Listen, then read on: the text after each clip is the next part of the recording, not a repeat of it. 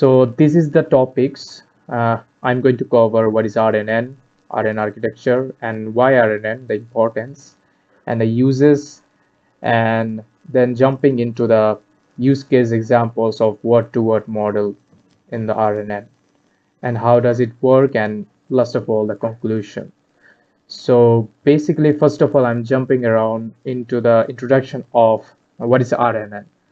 So RNN is a type of neural network that is particularly well suited for processing sequential data. Unlike traditional feed-forward neural networks that only process at one input at a time, RNN have a built-in memory that allows them to take into the account previous inputs and when making predictions about future ones. So the beauty of the RNN is they can handle variable length sequences. That is the most important part for building RNN. And for example, we just transcribe the spoken words into text, like length of the spoken text phrase may vary, but the RNN can accommodate that variability by processing each input sequentially. So it's a very good built-in memory that can RNN works better than a traditional neural network. So the architecture of RNN, this is, as I mentioned, it works as a sequential data, and each steps takes as input vector and the current state of its memory and produces an output. So it depend on the previous states and work on the next state based on this. An output is calculated on input and previous state of memory. So RNN can be used in various applications, and it can help, as I mentioned, the variable sequence of data. And such technique used in RNN like gradient clipping, weight initialization, and regularization can help mitigate the problem. So in a scenario, we just think of a scenario like I'm in a busy restaurant with a group of friends. However, as I something want to order from my ordering side, but it's very difficult in a very noisy situation. That can help. We can improvise RNN situation with the help of CNN also. The speech recognition system uses a combination of CNN and RNN. Then the CNN are used to extract the spectrogram features from the speech signal, which captures the frequency content of the speech at different points in time. Then RNN are used to model the temporal dependencies in the spectrogram features to recognize words. So as I start speaking, the system begins to recognize my words based on the context of the surrounding words. For example, if I say, I'd like to order the. So after the system can predict the next word likely to be a food item, and that will search from its vocabulary, from its environmental wording situation. Despite the background noise and multiple conversation happening at once, the system is able to accurately transcribe its conversation in real time. So that's a scenario of RNN.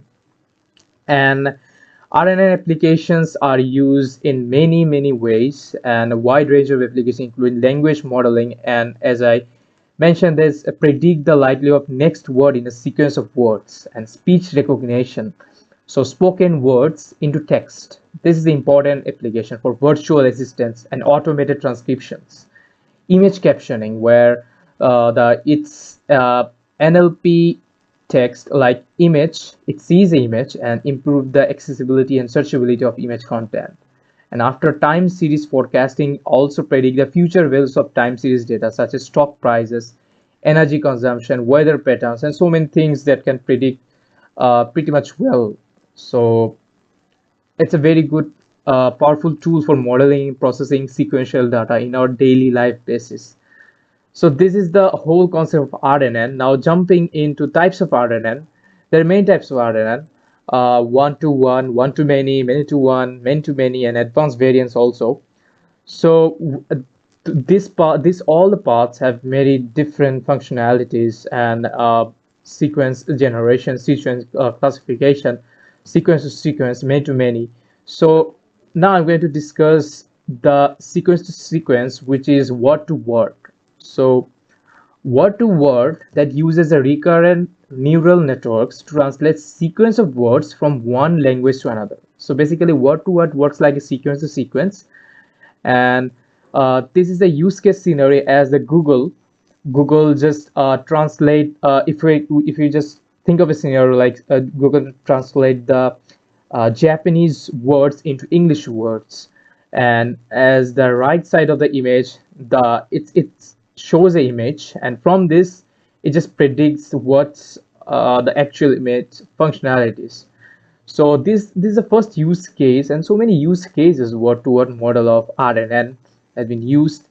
So first of all, this is a word-to-word. There are many part types into divided in word-to-word. So first, I can describe the encoder part. So the encoder takes a sequence of words from the source language and process them one word at a time. So each word is represented as a one-hot vector and passed through an embedding layer to get a dense vector representation. The embedded vectors then fed into the recurrent neural network, such as LSTM or GRU, which updates its internal states. So, and the final hidden state of the encoder RNA represents a summary of the entire input sequence. So it takes the input and the summary of the input and the final hidden state. So, and after it, the decoder takes the final hidden state of the encoder RNN and generates the translated sequence one word at a time. So it takes the encoder RNN, and at each time step, the decoder RNN takes in the previous target word and at the first time, and its own previous states, and produce a probability distribution over the possible next words. So this is the whole thing done by passing the previous target word through an embedding layer and combining it with the previous state to get a context vector.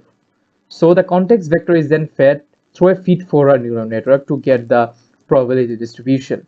So this is the part of encoder and decoder, and this is the encoder part as a function calculate in this process with this encoder and this encoder vector that I previously discussed.